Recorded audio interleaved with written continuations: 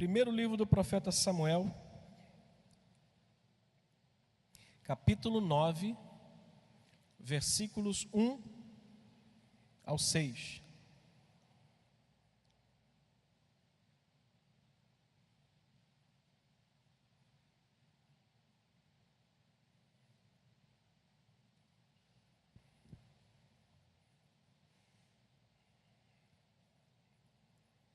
Eu escolhi um tema para essa reflexão.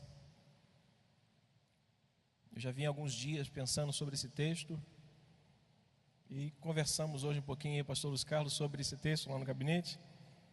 Eu estava com a caneta na mão, eu falei, eu tenho uma mensagem pronta, dormi pouco, mas falei, podia pegar a mensagem pronta e usá-la, mas o meu coração se encheu tanto de alegria pela palavra de Deus, isso me alimentou tanto durante o dia que eu quero dividir esse texto com os irmãos.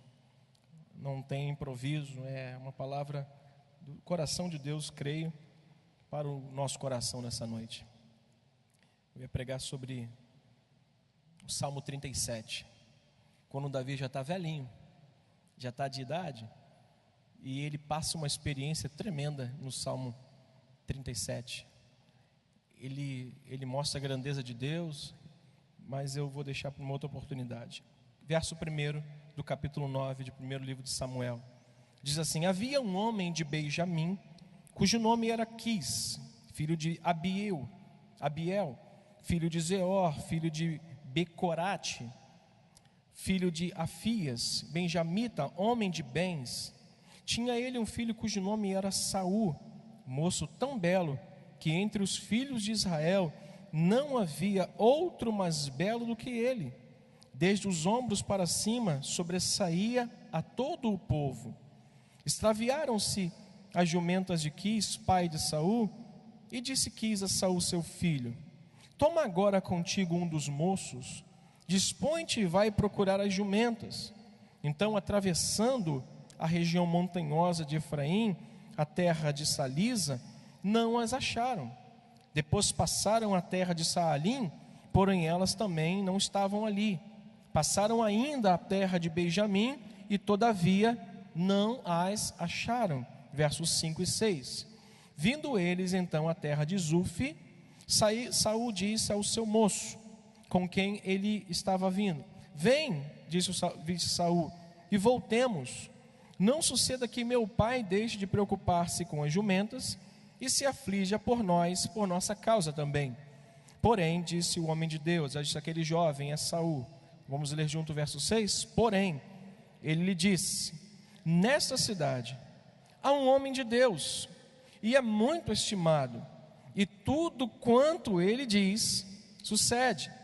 Vamos-nos agora lá, e mostrar-nos-á porventura o caminho que devemos seguir. Nosso Pai, é a Tua palavra, essa nossa porção, a porção que o Senhor separou para nós, aquilo que o Senhor trouxe ao meu coração, encheu no meu coração, que o Senhor me permita transmitir, ó Deus, devolver aos Teus filhos como forma de bênção, que é a Tua palavra. Abençoa a mente e o coração dos Teus filhos, para que ninguém saia daqui sem receber do Senhor essa porção, em o nome de Jesus. Amém. Ocupe o seu lugar, por gentileza. Eu escolhi um tema para essa mensagem e essa reflexão, e o Anderson vai projetar para que você possa gravá-la na sua Bíblia ou no seu coração. O que diz lá, irmãos? Uma palavra muda tudo. Diga comigo, uma palavra muda tudo. Uma palavra para o seu irmão agora que possa mudar tudo. Diga para ele. Transmita agora uma palavra que possa mudar tudo na vida dele. Uma palavra muda todas as coisas. As necessidades, irmãos, geralmente levam as pessoas a buscarem ajuda em muitos lugares. Nós estamos vivendo um tempo onde, por causa das necessidades, as pessoas às vezes buscam em vários lugares, bebem de várias fontes, comem de vários lugares e acabam se contaminando e acabam não se alimentando como precisam se alimentar e como deveriam se alimentar. As necessidades forçam às vezes, levam as pessoas a buscarem ajuda em muitos lugares. Foi o que aconteceu com Saul. Seu pai havia pedido a ele: Saul, meu filho, as jumentas se extraviaram. Era um homem de bens, era um homem que tinha aquilo como algo de valor para a sua vida, e ninguém vai atrás e busca aquilo que não é valoroso para si. Só vamos atrás daquilo que é importante para nós, aquilo que nós temos valor. Nenhum filho vai em busca da sua mãe se ela não for valorosa para ele. Nenhuma mãe vai em busca do seu filho, ora por ele, ora e pede a Deus para transformá-lo, se esse filho não for precioso para esta mãe. Então ninguém busca aquilo que não é importante para si.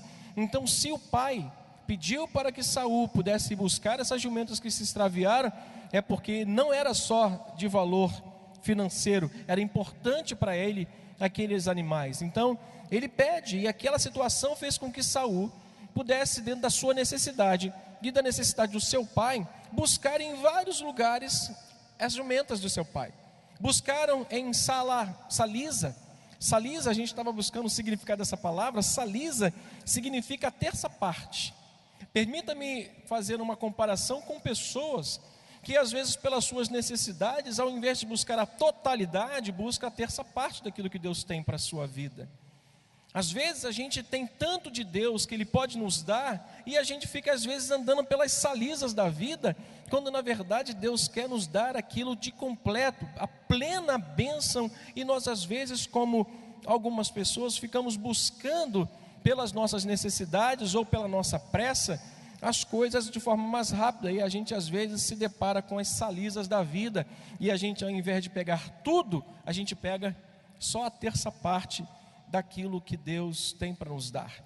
Mas Saul também não só fica ali, porque ali ele não encontrou nada, diz o texto, versículo 4, então atravessando a região montanhosa, e ele teve que fazer um esforço para chegar ali, uma região montanhosa, você imagina o esforço que Saul deve ter feito para chegar. Então diz assim: e a terra de Salisa, não as acharam, ou seja, não estava ali. Ele gastou um tempo, ele empreendeu uma força, ele gastou energia, mas não foi em Salisa que ele conseguiu resolver o problema das jumentas que foram extraviadas lá do seu pai.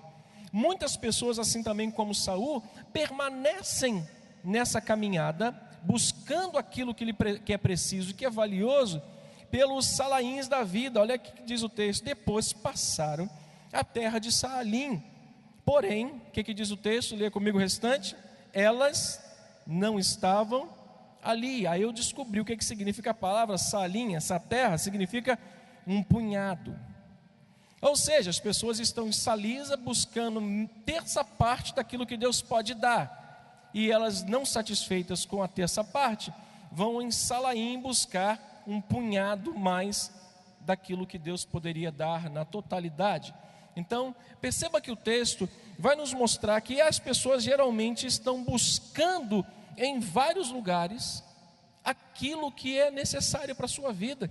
Uma busca desenfreada, me permita dizer assim, é uma busca inquieta daquilo que Deus pode fazer, que Ele disse: não adianta, vocês olhem para os lírios dos campos, eles não fazem absolutamente nada, e eu visto cada uma delas, e nem Salomão, com a glória que tem condição de se vestir como eu visto os lírios do campo. O que eu faço, ninguém pode fazer. Uma palavra minha muda tudo. Bote para mim o tema mais uma vez, Anderson. Uma palavra, diz o texto, diz o tema, muda tudo. Mais uma vez, uma palavra muda tudo. Não satisfeito, Saul prossegue na sua necessidade de buscar as jumentas extraviadas do seu pai, e ele chega a uma região chamada Zuf, e Zuf significa favo de mel. Quando chega no favo de mel, ele decide voltar. Por quê? Porque diz o texto: vindo eles então à terra de Zuf, Saul disse para o seu moço, com quem ele iria. O que diz o texto? Vem e voltemos. Não suceda que o meu pai deixe de preocupar-se com as jumentas e as aflija por causa, ou se aflija por causa de nós. Às vezes, irmãos, uma palavra muda todo o contexto de uma vida. Não só uma palavra de encorajamento muda o contexto de uma vida, mas uma palavra também pode destruir todo um contexto de uma vida. Esse rapaz, esse jovem que estava ao lado de Saul, simplesmente ele percebeu que o seu irmão ou o seu senhor estava com ele, indo para vários lugares, caminhando, tentando resolver os seus problemas, e não estava resolvendo de modo algum. Esse rapaz então disse: ops, eu tenho algo a lhe falar. Diga para o irmão que está do seu lado: irmão, uma palavra muda tudo. Tem o poder de transformar todo um contexto de vida. Nesse caso, irmãos, Saul não só recebeu uma palavra, mas uma palavra que o levou a não voltar, a não chegar ao ponto de decidir voltar para a casa de seu pai, desmotivado ou até mesmo destruído. Saul toma uma decisão baseada numa palavra que ele recebe da parte de um jovem que fez uma leitura dizendo: por mais que você pense que não, há um homem que pode resolver o nosso problema, há um homem de Deus estimado que ele pode falar para a gente como proceder, e ele tem intimidade com Deus para fazer tal coisa.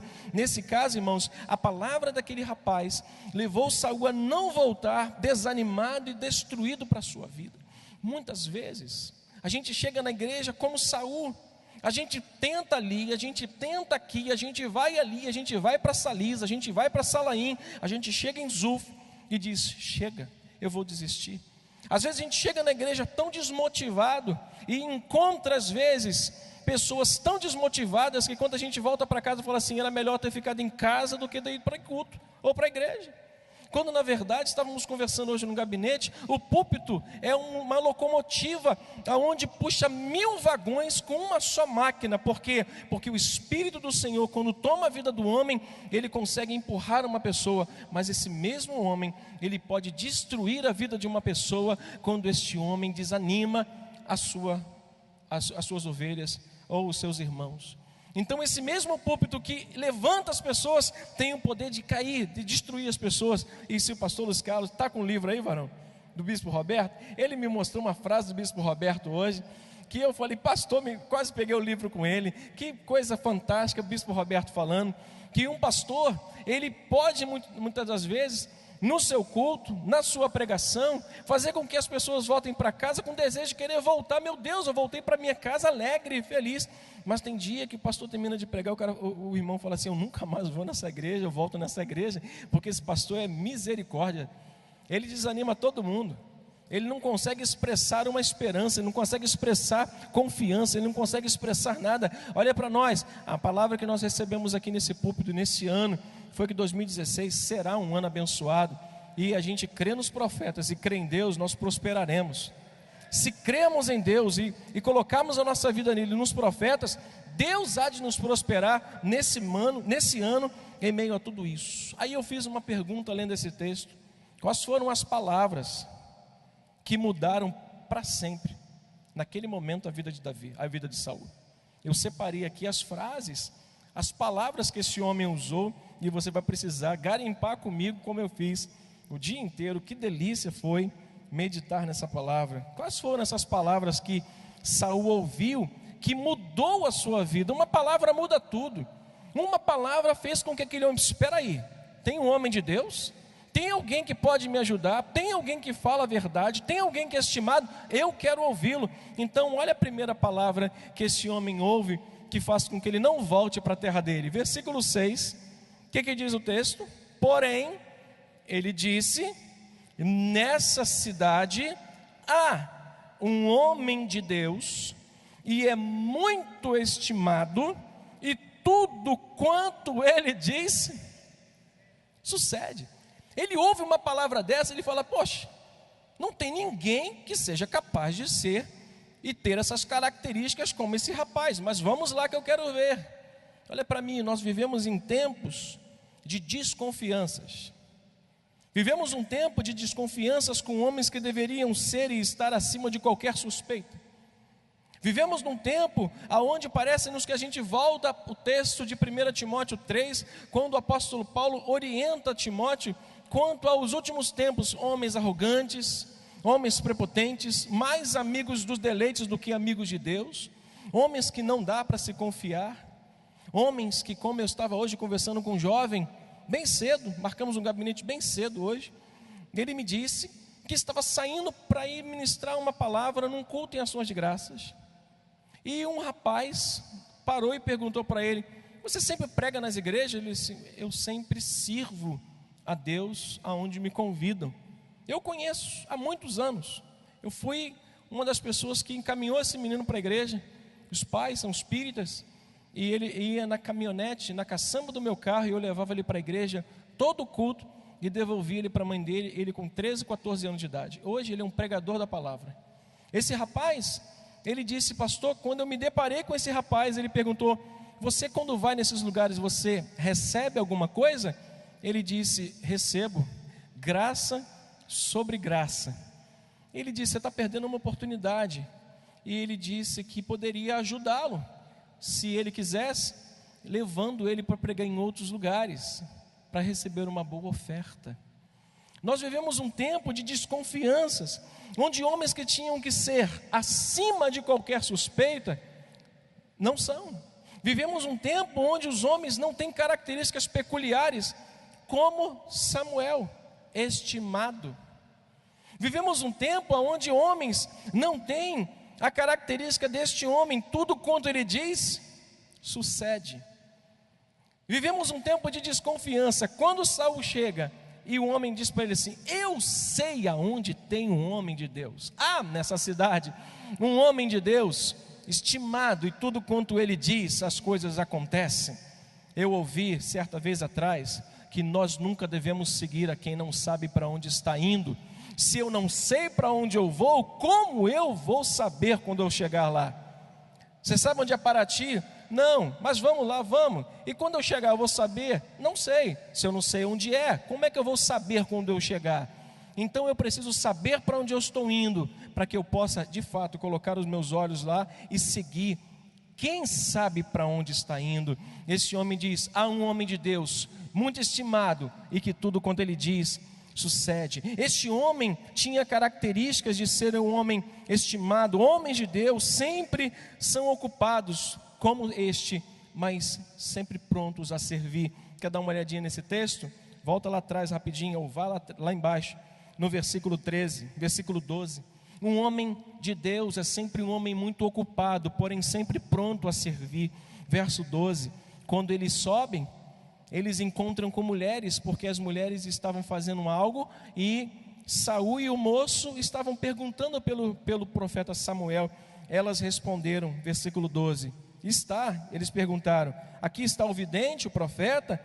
Elas responderam: está, eis aí, está diante de vocês. Mas olha o que ela diz: apressa-te, pois, porque hoje veio à cidade um homem ocupado, comprometido. Ele veio à cidade porquanto o povo oferece hoje sacrifício no alto. Verso 13: entrando vós na cidade, logo o acharei, antes que suba ao altar para comer, porque o povo não comerá enquanto ele não chegar, porque ele tem de abençoar o sacrifício, e só depois comem os convidados. Aí o que ela diz? Subi, pois, agora, que hoje vocês irão encontrá-los.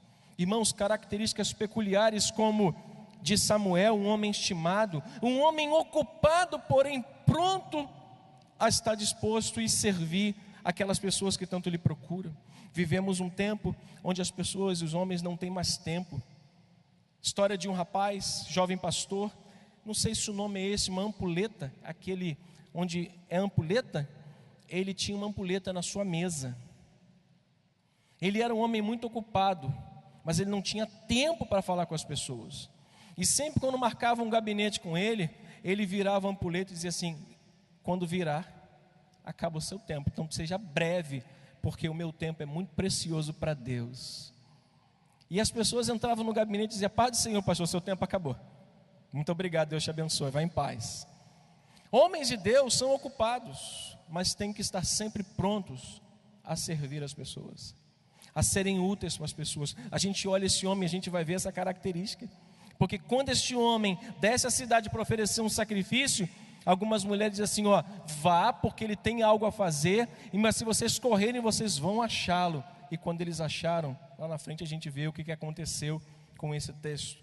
A informação, irmãos, que naquela hora, que naquele lugar havia um homem de Deus, mudou a decisão de Saul de voltar sem aquilo que ele desejava. A notícia, a informação que chegou, que ali vinha um homem estimado, um homem muito ocupado, mas preocupado, um homem disposto a abençoar, como disse o versículo 13, mudou o coração de Saul e disse: eu não vou voltar sem que antes Deus me abençoe, sem que antes as coisas melhorem para mim. Olha para mim, você não vai sair daqui nesta noite, acredite nisso, sem que ao menos Deus venha tocar em você e te abençoar com uma bênção especial. Pastor, mas eu vou sair daqui com minha bênção total? Pode ser que você saia hoje com teu coração cheio de esperança, para que as tuas bênçãos sejam mais próximas de você. Talvez você saia daqui hoje com a sua bênção total.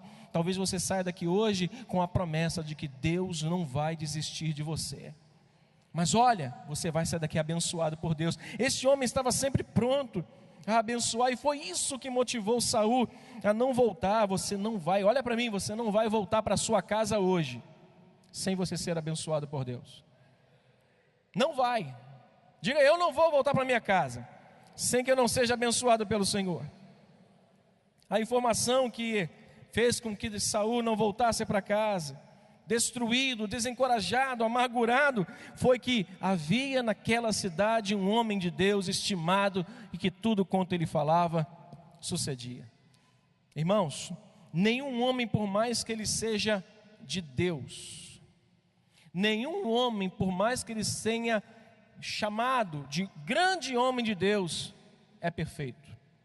Nenhum, não há, só Deus é perfeito. Por mais que ele seja um grande homem de Deus, portanto, a gente precisa acreditar numa coisa: Deus usa até esses homens imperfeitos para ser boca dele, para abençoar as pessoas. Olha a segunda palavra que esse homem recebe, que o encoraja a não voltar para sua família, a não voltar para sua casa antes de receber uma palavra. Versículo 19, diz o texto, leia comigo: Samuel respondeu a Saul e disse o que? Leia comigo: eu sou o vidente, sobe adiante de mim São frases, são palavras que ele recebeu. Atente, garimpe comigo, olha o que diz o texto.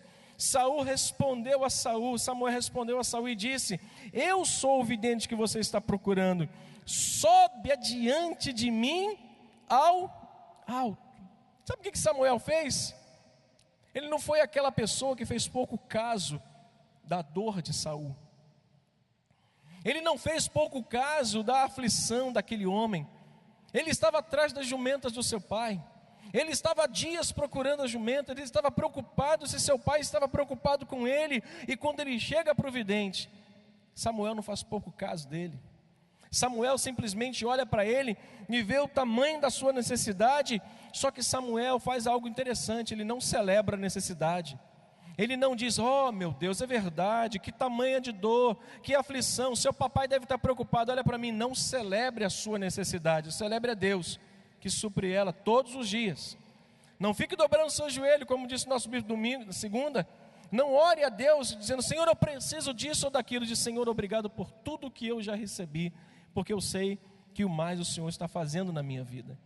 Esse homem não celebra a necessidade, mas não despreza a necessidade. Ele tinha 3 necessidades. Quer ver comigo as necessidades? Primeiro, as jumentas do seu pai. Segundo, ele tinha que voltar para sua casa. Ele estava preocupado com o coração do seu pai. E terceiro, ele tinha que levar algo para dar ao homem de Deus. Versículo 7. Então disse Saul ao moço: eis que, porém, se a gente for lá conhecer esse homem de Deus, que levaremos então aquele homem? Porque o pão de nossos alforjes, o que diz o texto? Se acabou, e presente não temos nenhum para levar ao homem de Deus. Aí o que ele faz? A pergunta dele: que temos? O que a gente tem? Tinha 3 preocupações: jumenta, seu pai, e agora ele não tinha um presente para levar para o profeta Samuel, para o profeta Samuel dizer para ele aonde estavam as benditas jumentas de seu pai. Ele tinha 3 preocupações, e Samuel não menospreza nenhuma delas. características de homens de Deus. Primeiro, um homem de Deus é aquele que se preocupa em abençoar as pessoas, aquele que é muito ocupado, mas está sempre disposto e pronto para ouvir, para ser um braço na vida de alguém.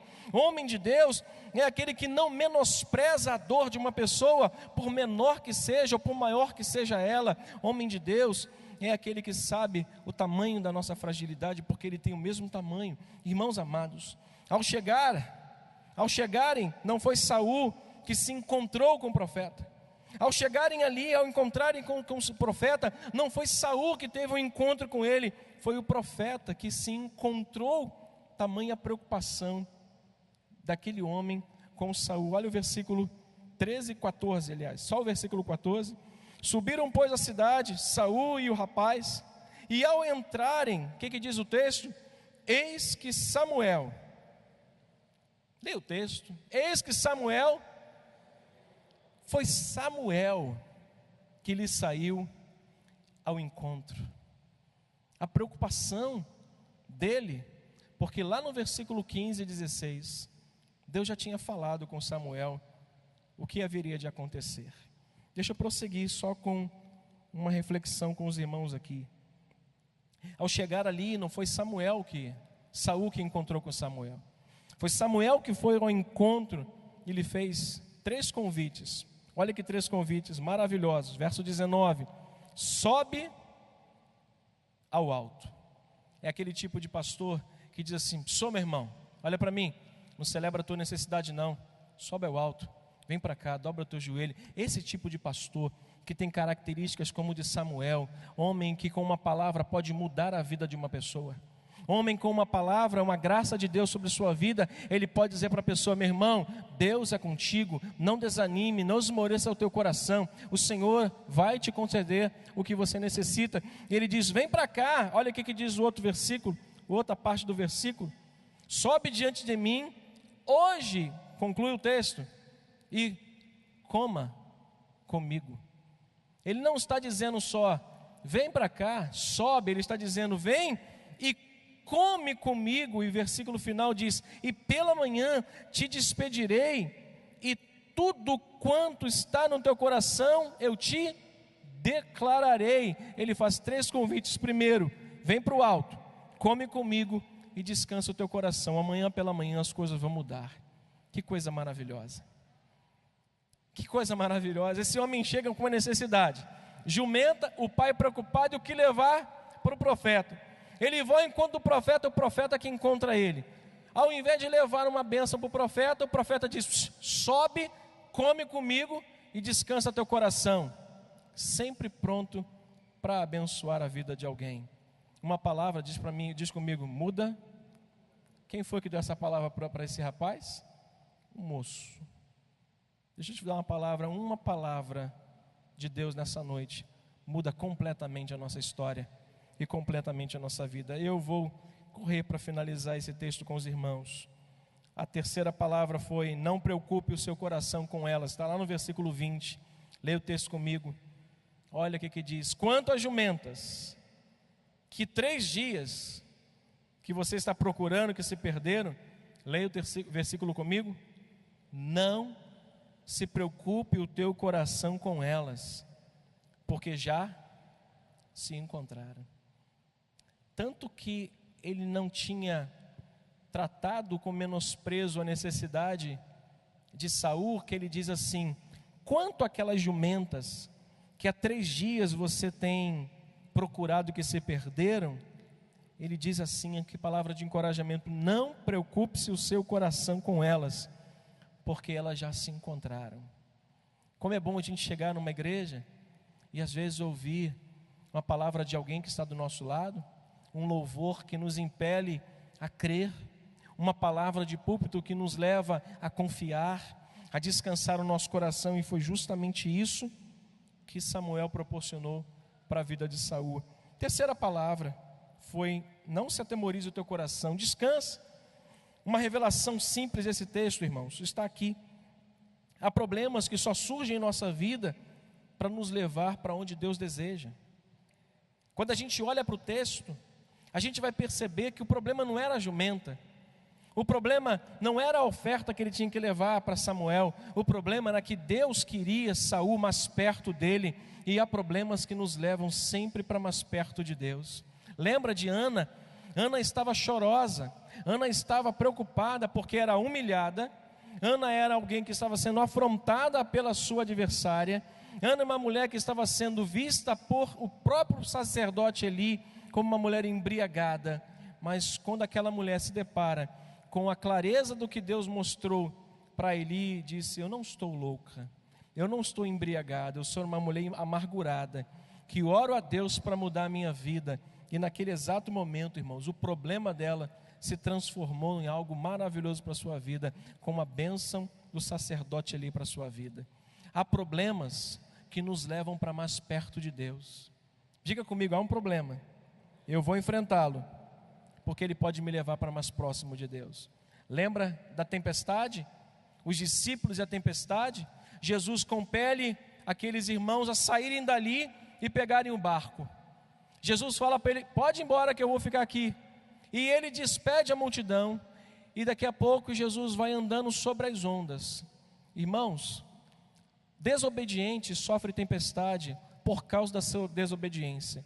Obedientes sofrem tempestades para ouvir de Deus o que aqueles discípulos ouviram: não temas, sou eu. Desobediente vai ouvir de Deus, sabe o que? Vocês estão aí porque vocês me desobedeceram. O obediente está na tempestade para ouvir Deus falar ao seu coração, como Jesus falou aos discípulos: não temas, sou eu. Está vivendo tempestade na sua vida? Jesus está dizendo assim para você: não temas, sou eu. Fica tranquilo, eu estou aqui. Levante a sua mão e diga: Senhor, eu creio. Creia nisso. Não tenha medo. As tempestades às vezes chegam para nos aproximar de Deus, não para nos afastar dele. Eu quero concluir com essa nota aqui do último tópico, que foram as duas últimas palavras de Samuel para Saul, lá no versículo 24. Diz o texto: tomou, pois, o cozinheiro a coxa. Quem tinha que levar comida, a oferta era Saul, e Samuel que prepara uma maravilhosa comida para aqueles dois homens. Ele diz: tomou, pois, o cozinheiro a coxa, como que havia nela, e pôs diante de Saul. E disse Samuel: eis que isso é o que te foi reservado. Jumenta, olha para mim, jumenta, preocupação com os pais, preocupação com o que levar. Ele ouve do profeta: sobe, come e descansa. Quando ele chega, ao invés de entregar uma oferta, ele ouve assim: senta e come a melhor comida, porque está reservado para você. Há problemas que nos levam para perto de Deus, para fazer cumprir justamente aquilo que Ele quer para a nossa vida, aquilo que está reservado para você. Quando passamos por elas, chegamos ao encontro daquilo que Deus tem para a nossa vida. E diz o texto: eis que isso é o que foi reservado para você. O que está reservado para nós, meus irmãos, será sempre maior do que aquilo que os problemas tentam nos tirar. As lutas, as aflições, as angústias, o problema financeiro, a aflição de uma necessidade que não é sanada, uma luta de uma enfermidade que não é curada, um desemprego que não se resolve, uma causa na justiça que não sai. Todos esses problemas serão revertidos de forma maior para o nosso bem, porque aquilo que está reservado para mim e para você, não adianta, o problema só vai nos levar para perto dele. E por fim, lá no verso 27, a última palavra que ele escuta é essa: desciam eles para a extremidade da cidade. Olha o que vai acontecer. Quando Samuel disse a Saul, novamente a palavra que pode mudar tudo na vida de uma pessoa. A palavra muda tudo. Desciam eles para a extremidade da cidade. Quando Samuel disse a Saul: diz ao moço, fala para o teu moço aí, vai embora, passa diante de nós. E tu, tendo ele passado, leia comigo essa palavrinha, espera. Olha para a pessoa que está do seu lado e diga: meu irmão, espera. Essa foi a última palavra que Samuel disse para Saul. Além de tudo, convidando a comer, convidando a fazer tantas coisas, ele diz para Saul: meu irmão, espera, porque eu te farei saber a palavra de Deus. homem de Deus, ele foi o que ele encontrou. Ele encontrou alguém que estava pronto sempre para ajudá-lo. Deixa eu finalizar com os irmãos, quero convidar o pessoal da música, por gentileza. Saul enfrentou, irmãos, uma grande necessidade. Cansou-se de procurar, e quando iria desistir, talvez você esteja aqui hoje, cansado de buscar e pronto até mesmo para desistir, ele ouve uma palavra que mudou tudo na sua vida. Ele ouve algo que completamente transformou a sua vida numa vida abençoada. A gente sabe que o fim da vida dele não foi boa, mas a gente sabe que naquele contexto Deus se comprometeu com sua palavra e a cumpriu. Ele conheceu um homem de Deus, ele foi chamado para andar ao lado desse homem de Deus. Depois descobriu que aquilo que tanto o afligia, que era uma simples jumenta de seu pai, o redundara ou redundou para ele, ou concluiu na sua vida algo que na sua vida trouxe mais alegria do que preocupação. Quando a gente passa por essas tempestades, a gente tem que sempre se reportar aquela palavra do Salmo 27, verso 14. Espera no Senhor, fortifica o teu coração, tem de bom ânimo, espera, pois, pelo Senhor. Uma palavra muda tudo. Que nessa noite Deus possa mudar a sua vida com uma só palavra que Ele nos mandar. Uma só palavra que Ele nos mandar vai fazer a nossa vida mudar completamente. Ele ia voltar para casa, ia dizer: pai, não achei a jumenta, mas ele disse: pai, achei um homem de Deus, um homem que me encorajou, um homem que me pôs sentado na mesa dele e me deu a melhor coxa do frango, a parte mais nobre do frango. E no final de tudo, ele ainda disse: espera um pouquinho, porque o melhor de Deus, como diz o pastor Luiz Carlos, ainda está por vir. Vamos mudar de posição. Que essa palavra simples mude o seu coração, dê esperança para você. Olha para mim, uma palavra muda tudo. Quantos aqui estão esperando uma palavra? De fato, eu preciso de uma palavra. Uma palavra muda tudo. Que Deus nessa noite possa transmitir essa palavra ao seu coração. Que Deus nessa noite possa inundar o teu coração com esta palavra, de modo que você saia daqui encorajado a não voltar, mas prosseguir.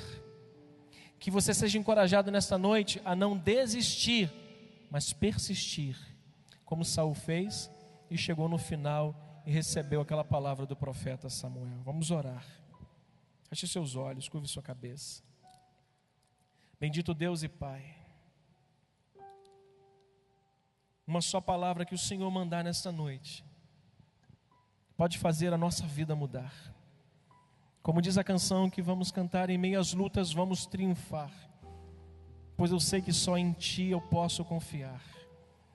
Que nessa noite nossos corações sejam inundados pela Tua palavra, Senhor, que nos encoraja, como foi com os discípulos, quando olharam para aquela tempestade e olharam para frente, viram um fantasma, mas ao invés de pensarem que estavam sendo abandonados, eles receberam a visita de Jesus dizendo: não temas, sou eu. Que o Senhor nesta noite, no meio da tempestade que o meu irmão está vivendo, possa manifestar-se a ele dizendo: não temas, meu filho, sou eu. Assim como Ana, que Senhor viveu situações que só remetiam ela para o chão. Ah, Deus, quando chegou o momento, toda aquela situação redundou em glória para a sua vida. Quando o profeta entende que ela não estava embriagada, disse a ela que Deus te abençoe, minha filha, e te conceda segundo propôs o teu coração. E diz a tua palavra que Ana foi mãe de Samuel, esse profeta que acabamos de dizer agora, meu Pai. Que o Senhor nesta noite nos encoraje a prosseguir e não voltar, porque os que retrocedem sua alma não tem prazer.